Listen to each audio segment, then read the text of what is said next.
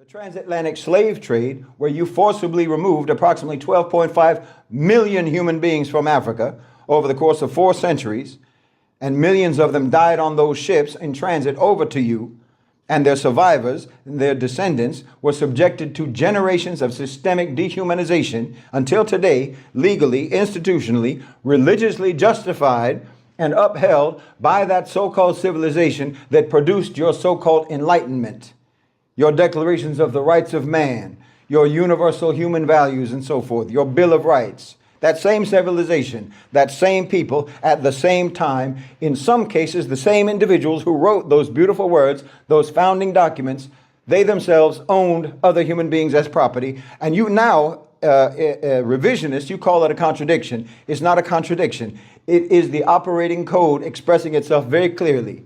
You have no problem whatsoever seeing your fellow human beings as objects. You literally do it all the time. You really should be honest about this. You should be honest about this and about yourselves. You know it's wrong. You know it's horrendous. You know you should not be this way, but that doesn't change you. Just knowing it doesn't change you. Just knowing what civilized people are like does not itself make you civilized. You understand me? Just knowing what morality is, or that morality is a thing, that doesn't itself make you moral. Your so-called civilization is a certain kind of a way, and it has made you that same kind of way, and you have to recognize this in yourselves. But I know you won't. I mean, there are wrongs that you have committed that literally cannot be undone, that cannot be made right. And when there cannot be restitution, there can only be retribution. Do you understand me? Because the debts have to be paid one way or another. I mean, in North America, like I've talked about many times, before the Europeans came, the indigenous population of that continent was estimated to be over 100 million people. And by the end of the 19th century, the U.S. Census counted only 250,000 or less than 250,000. How do you fix that? How do you make that right? Whole indigenous nations wiped out, erased, gone. Who would you even pay restitution to? You were a cataclysm. You were an apocalypse for those people. Do you understand me? The survivors were placed on reservations, which are by another name, concentration camps, before that name or before that term was created. And your culture produced cowboys and Indian mythology. You understand? Cowboy and Indian mythology. And you turned the genocide into entertainment. And you taught it to your children as adventure stories. La hawla wa la quwwata illa billah. I don't think you even understand. I don't think you even can understand how monstrous this is. And in the 20th century, within living memory, just the last century, the century of your so-called modern post-enlightenment human rights declaring civilization, the West, you produced 2 world wars and killed estimated 90 million people in those 2 world wars combined.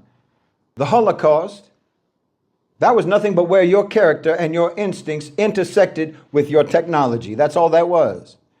And Hiroshima and Nagasaki, you vaporized civilian populations in just 2 flashes of light, wiped them out. And until now, you rationalize it. The napalming of Vietnam, 3 million Vietnamese dead, 3 million people dead. Agent Orange contaminating the gene pool for generations until now.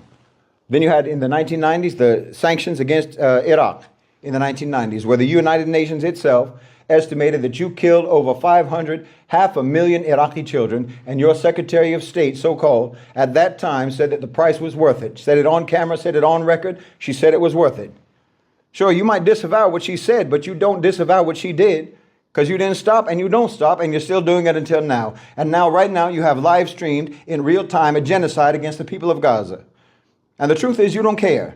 The truth is you don't care at all. I know you've got your protests. I know you have your marches. You have your online crocodile tears. I see it. But the only thing that you're really upset about, this is the truth, is that you're being confronted with the reality of the complete disconnection between what you say and what you do, between what you tell the world you believe, and what you inflict, the barbarity that you inflict upon the world. You're upset about being exposed.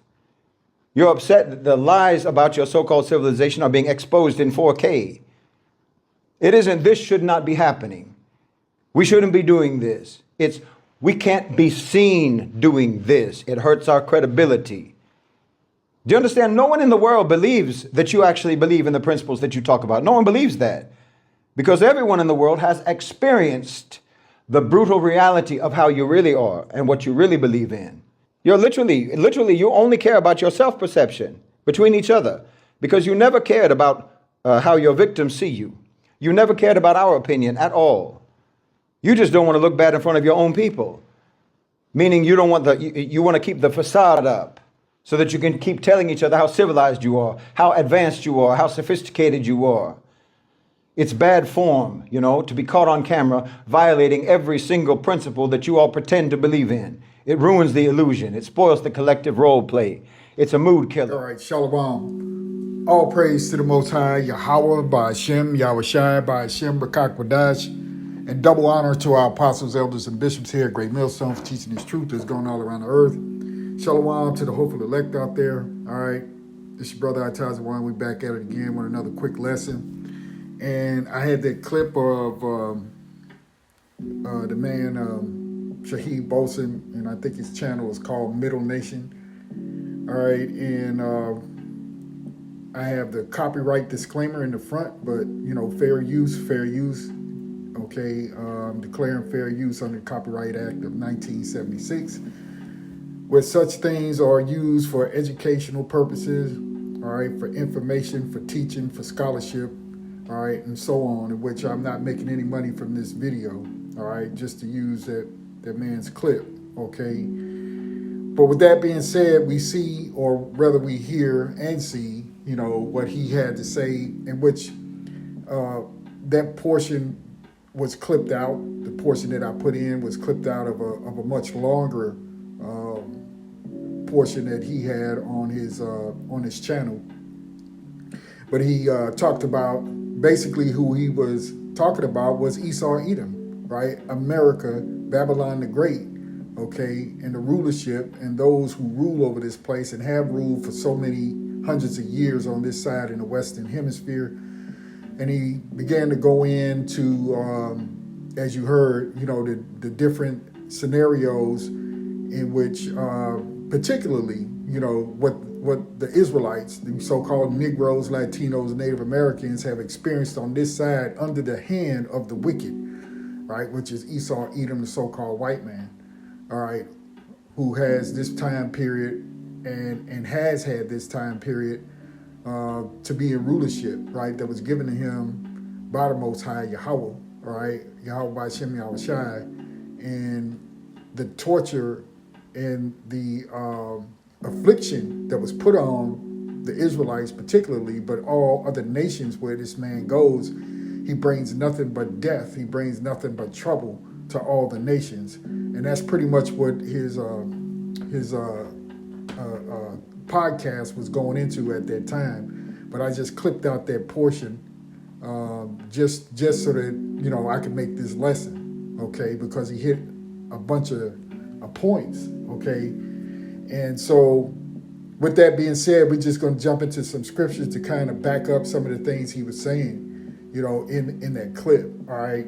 And the wicked, right, who is E-Saww Edom, that evil spirit, that devil, that spirit was on him since the garden, okay? And we'll see here as we go into Genesis, the 3rd chapter, we could jump in right here, verse 14, and it says, and the Lord power, right, said unto the serpent, right, that evil spirit that's a man, that jumped onto this man, okay, as it were, right, was way back then, okay?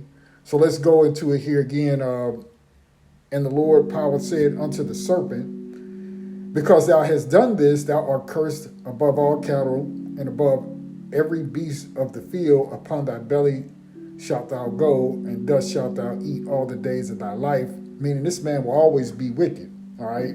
Just in a nutshell. Verse 15, and I will put enmity, which is hatred, all right?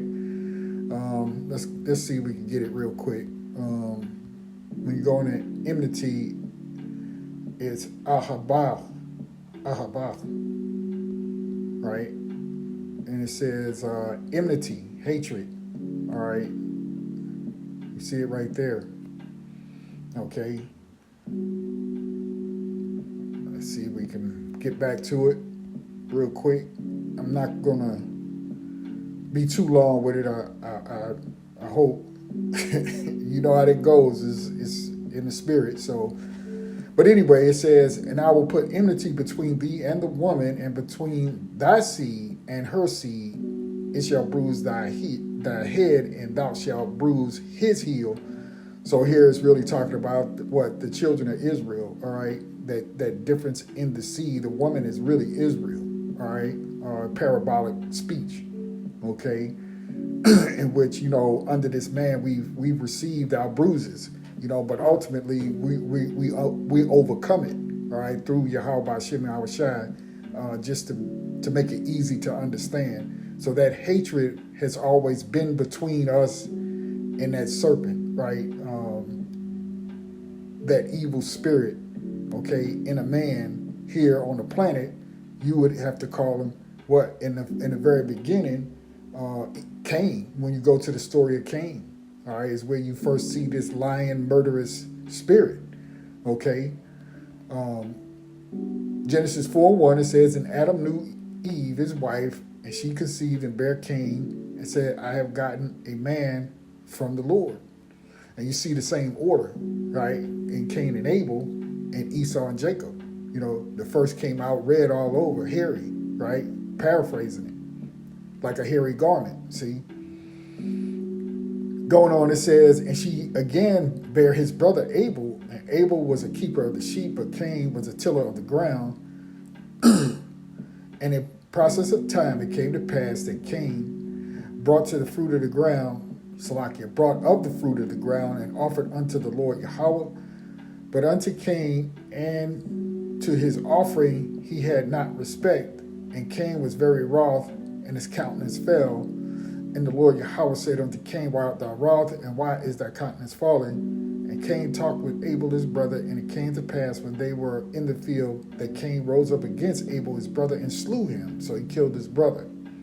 All right. And the Lord Yahweh said unto Cain, where is Abel thy brother? And he said, I know not, and my brother's keeper, right? So he told a lie right there because he knew what happened. You see? So he's a liar and a murderer. You see? And that's that spirit that's on him that you still find today. Okay? Verse 13, and Cain said unto the Lord Yahweh, my punishment is greater than I can bear. And the Lord said unto him, therefore, whosoever slayeth Cain, vengeance shall be taken on him sevenfold. And the Lord set a mark, right, which goes into basically his pigment being taken, all right, upon Cain, lest any find him should kill him. And Cain went out from the presence of the Lord and dwelt in the land of Nod. Lock here for that.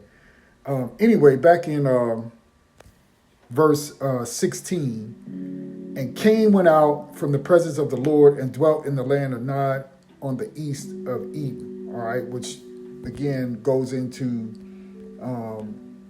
following the history of the wicked serpent, all right, and that man, okay, that would later be in the earth to bring all this trouble upon the peoples of the world, all right. So this is Genesis, because we speak a lot about reincarnation, right? And a lot of people, you know, especially we Christians out there, you don't understand that that's already in the scriptures. But nonetheless, you know, the brothers and sisters, we know the truth of what the scriptures are saying. So let's get to it from Cain and Abel. We got what? Jacob, Esau and Jacob, all right? So this is Genesis 25:21. It says, and Isaac entreated the Lord Yahweh for his wife because she was barren, and the Lord Yahweh was entreated of him, and Rebekah his wife conceived. And the children struggled together within her, and she said, if it be so, why am I thus? And she went to inquire of the Lord. And the Lord Yahweh said unto her, 2 nations are in thy womb, and 2 what? Manner of people shall be separated from thy bowels, and the one people shall be stronger than the other people, and the elder shall serve the younger, right? So here it is again, you know, basically you have round 2, right, of Cain and Abel, and now Jacob and Esau, okay, and the fact that this man would, later on, if you read from this chapter here, 25 all the way through 27, you'll see all the, you know, the promises given by Isaac and so forth. All right. And that enmity that is built between, you know, those seeds. All right. If you will. All right. Because men have seeds, not women, when you go back to that Genesis 3 and 15. But anyway, all right, so we see the pattern here, all right, of these two being alike, right? And so from that blessing, when you get to Genesis, I believe it's 27, like 40, 41, somewhere in there like that, you know, Esau receives his gift of the earth. And so we fast forward, we go to the prophet Job, and you got 9:24. Job 9:24, the earth is given into the hand of the wicked. He covereth the faces of the judges thereof, if not where and who is he? Okay, and so that's Esau's promise of rulership in the earth for a certain given period of time by Yahweh Shem Yahushai, and which that's what this man was really going into about how these people over here in their history, in which you could call it really, it's still modern day history. It's not ancient. You know, you're talking about 400, 500 years, you know, how this man has ruled in terror. Okay. But that was his blessing, right? And so they know now that they're running out of time, you see. And so they're trying to bring about their enterprise. But Yahweh Shem Yahushua is going to, you know, put the kibosh on it, if you will, you know, bring it to a swift and mighty end. Okay, but nonetheless, he's a terror within the earth and is a liar and a murderer and has gone from country to country, continent to continent, making deals and so on, right, to plunder the earth. All right. So quickly, this is Isaiah 14:5, and it reads, the Lord Yahweh hath broken the staff of the wicked, and this is a future prophecy, right, from this chapter, have broken the staff of the wicked and the scepter of the ruler. He who smote the people in wrath with a continual stroke, he that ruled the nations in anger, is persecuted and none hindereth, right? And that's kind of almost like you could say twofold, because the 12 tribes, if you will, are nations unto themselves, although we're encompassed in one nation, but also of the other peoples, you know, of the earth, you see, where they've gone into all these different lands, like he mentioned, I believe he mentioned in there how they bombed, you know, Japan and so on and so forth, right? So this man has always been a terror, you know, because he's got that spirit of the serpent on him, all right? Going on, it says in verse 7, the whole earth is at rest and is quiet. They break forth into singing. Yea, the fir trees, Salakia, rejoice at thee, and the cedars of Lebanon, saying, since thou art laid down, no feller is come up against us. Hell from beneath is moved to meet thee. At thy coming, it stirred up the dead for thee, even all the chief ones of the earth. It had raised up from their thrones all the kings of the nations. So everybody's going to be happy, all right, and rejoice when this man is finally taken out of power and put back in his rightful place, okay?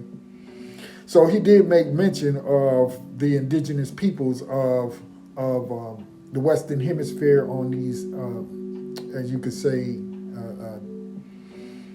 this landmass known as North America, right?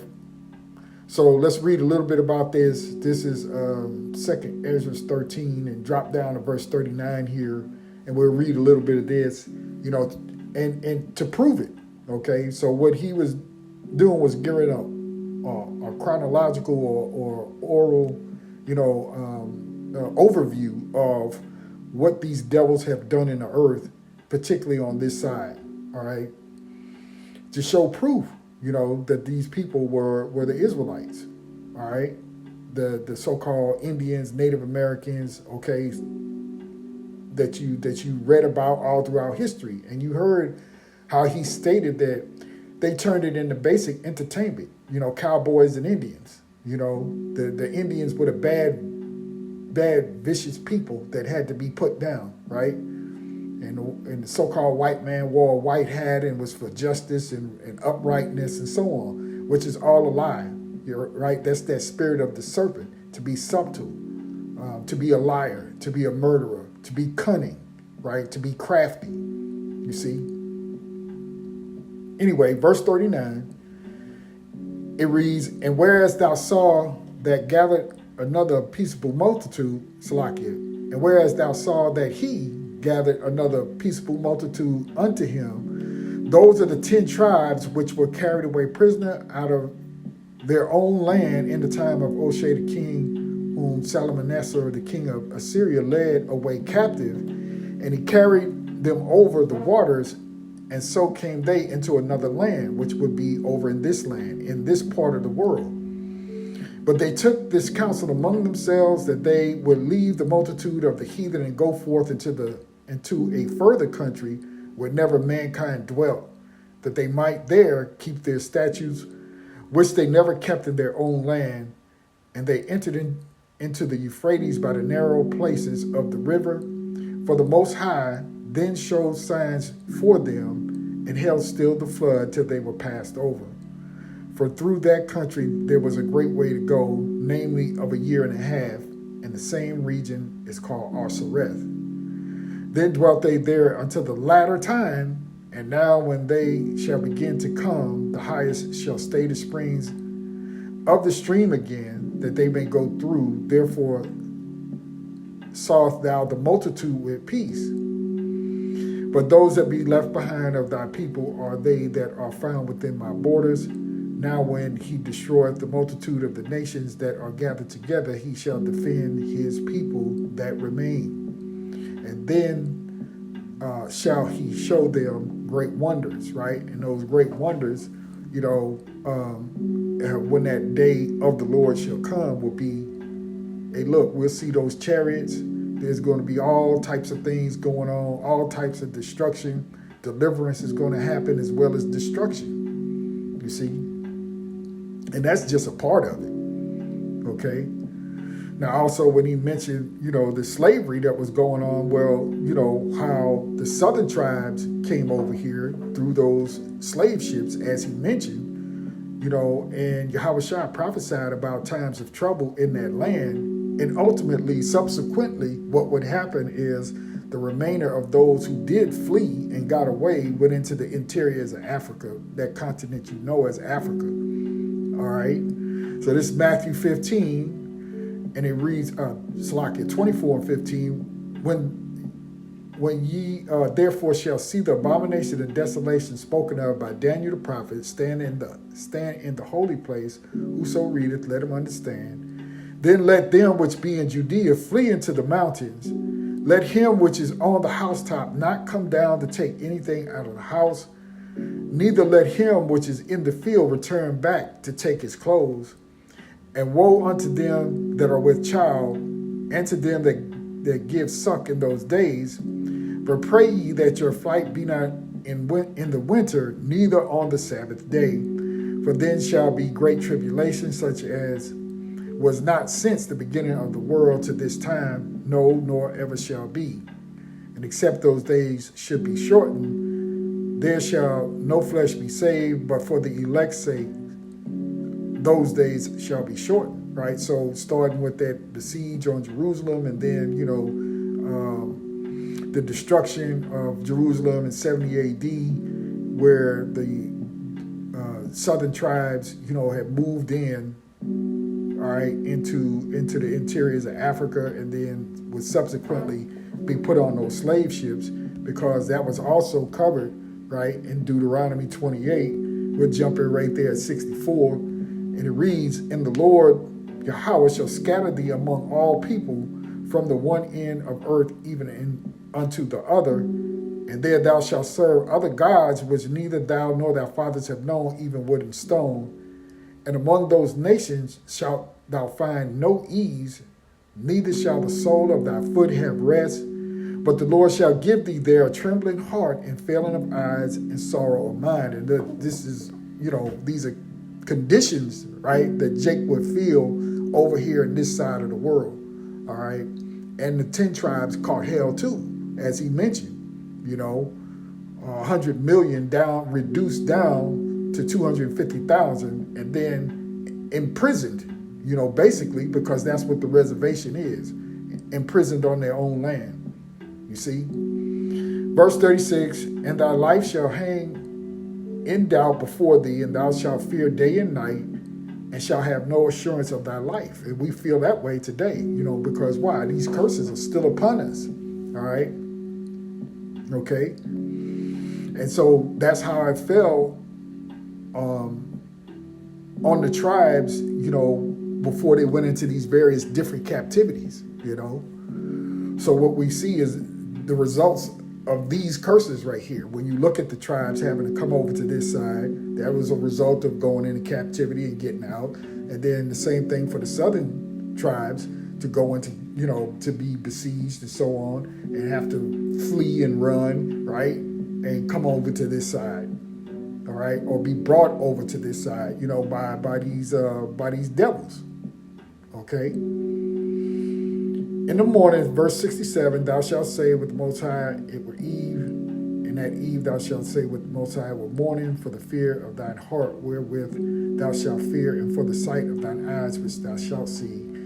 And here's the important part. Well, it's all important, but the what you would call the point, the defining part of this part of the scripture, okay, is verse 68. And the Lord Yahweh shall bring thee into Egypt again with ships, right?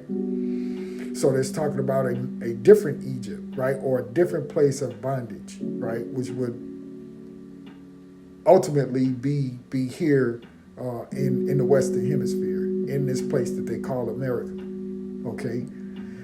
And that's how you got here, by ships, okay? Because they walked in and out of Egypt, you see, the original Egypt, all right? Anyway, going on, it says, by the way whereof I spake unto thee, thou shalt see it no more again, and there ye shall be sold unto your enemies for bondmen and bondwomen, and no man shall buy you, or no man shall redeem you, or save you, or get you out of it. Why? Because this is pronounced by the almighty power Yahweh, right, for our disobedience, you see. And so when he's going on talking, you have to think of the destruction that will eventually, come to Babylon the Great, okay? Let's jump up here to Jeremiah 51:7, and it says, Babylon has been a golden cup in the Lord's hand that made all the earth drunken. The nations have drunken of her wine, therefore the nations are mad, right? So now when you fast forward even unto today, you have all these other nations who eventually, they're going to get tired of Babylon and blow this place off the map. But that is all by the will and the power of Yahweh Hashem Yahushua. These men are not necessarily making these decisions, all right, on their own. They're going to carry out the will of the Lord, because the Lord is going to put the Spirit on them, okay, as you see it being done, in real time, as he mentioned. Going on to verse 8, it says, Babylon is suddenly fallen and destroyed. How for her take balm for her pain? If so be she may be healed. We would have healed Babylon, but she is not healed. Forsake her, and let us go every one into his own country. For her judgment reaches unto heaven, and is lifted up even to the skies. The Lord hath brought forth our righteousness. Come and let us declare in Zion the work of the Lord, our power. So if you can imagine it, right, in your mind and think of it, we're going to sing, we're going to be in praises of the Lord for our deliverance when that time comes. It's going to be scary as hell for us, if we still are on the planet when this all happens, we're gonna rejoice, okay? As I said, those that were frightened, who looked upon the sea of glass that was mingled with fire, we gave praise to the Lord, paraphrasing it, right? And then later goes on down here. Let's read a little bit of verse 11. It says, make bright the arrows, gather the shield. The Lord hath raised up the spirit of the kings of the Medes, for his device is against Babylon to destroy it, because it is the vengeance of the Lord, Yahweh Hashem Yahushua, the vengeance of his temple. So therein lies the destruction of Babylon, where the Lord is going to raise up those nations, and in particular Russia, with what? To bring forth the destruction with those nuclear missiles. You see? And you got a lot of scoffers out there who, well, it doesn't say nuclear missiles, but, that's just them being wicked. They don't want to accept the scriptures as it says, okay? And so here, let's look at it, This is Revelation 18:4, and it reads, "And I heard another voice from heaven saying, Come out of her, my people, that ye be not partakers of her sins, and that ye receive not of her plagues." Right? Those plagues are going to destroy this place, right? Those ICBM missiles, right? And the chariots. We don't want to forget the chariots. It's going to be zapping and lasing and burning and turning shit into ash, okay? For her sins, Salakia, her sins have reached unto heaven, and the Most High hath remembered her iniquities. Who's the her? Babylon the Great, that whore that sitteth upon the beast. You see? Reward her even as she rewarded you, and double unto her double according to her works. In the cup which she hath filled to her double. How much she hath glorified herself and lived deliciously, so much torment and sorrow give her. For she saith in her heart, I sit a queen and am no widow, and shall see no sorrow. Right? Nobody has ever attacked America, as it were, here on its own land. Okay? But that day is coming for this place to be destroyed.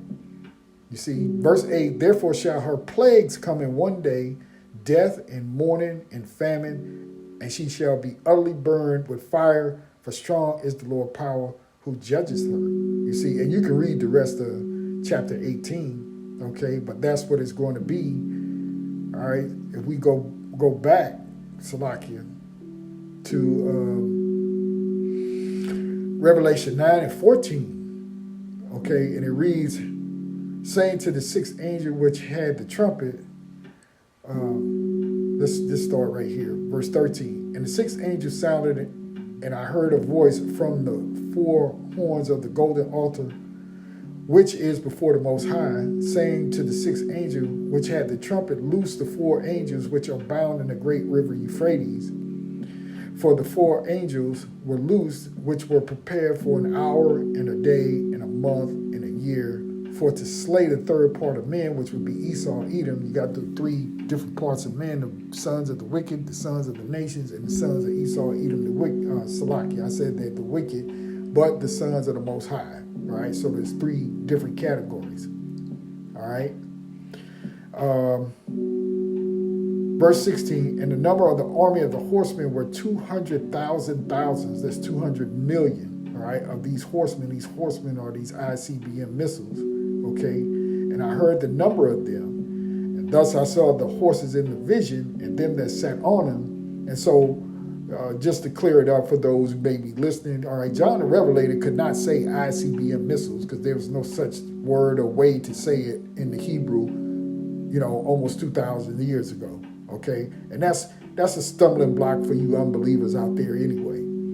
Okay, going on, it says, and thus I saw the horses in the vision, and them that sat on them having breastplates of fire, and the jacinth, the brimstone, and the heads of the horses were as the heads of lions, and out of their mouths issued fire and smoke and brimstone. You see, and so you have a capsulized system or warhead system at the front, and then you have the propulsion of the missile, okay, and that's how the missile is shot, okay, to travel however many thousand miles. All right.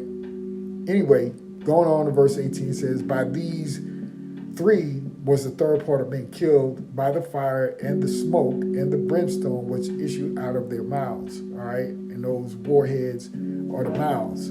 Okay.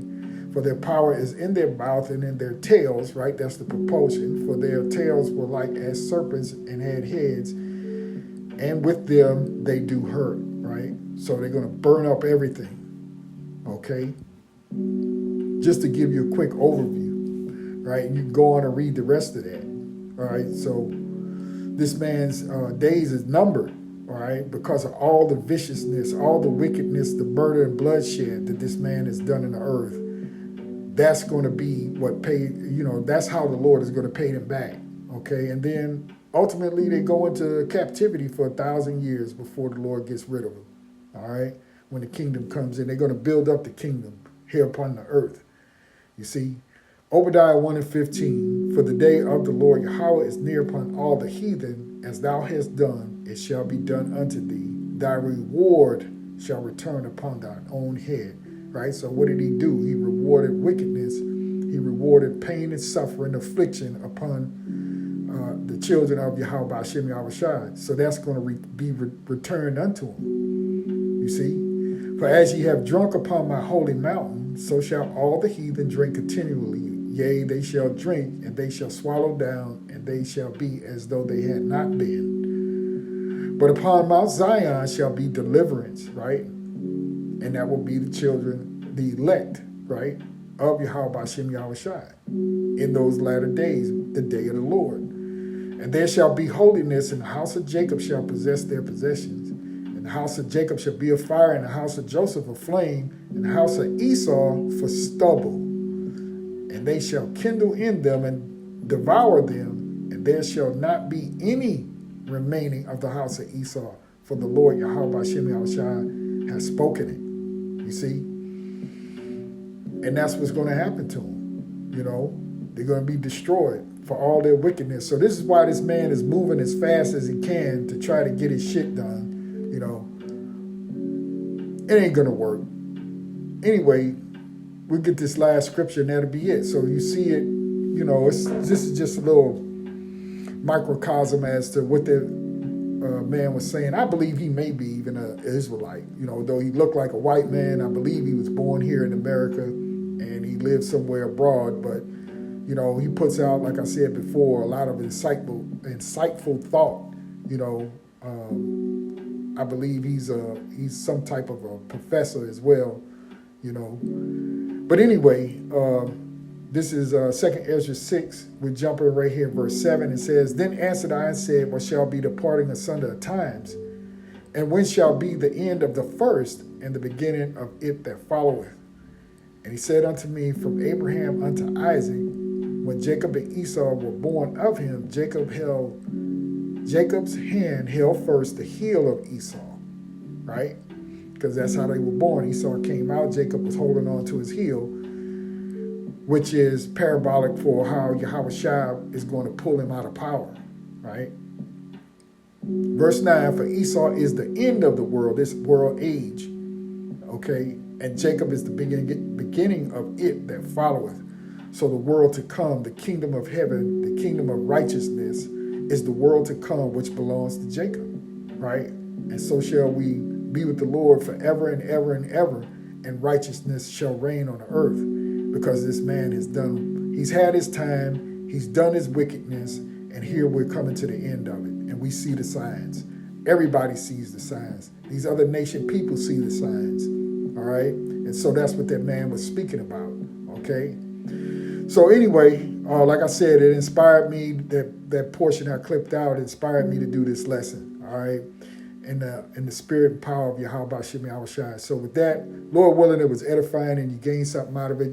You know, as I always say, go back and read the scriptures for yourself. All right, we'll end the lesson right here, giving all praise, honor, and glory unto Yahweh, Bahashem, Yahushua, Bahashem, Chakwadas, and double honor to our apostles and elders and bishops here at Great Millstone. Shalom to the hopeful elect, Lord willing. I'll see you again real soon with another lesson. Shalom.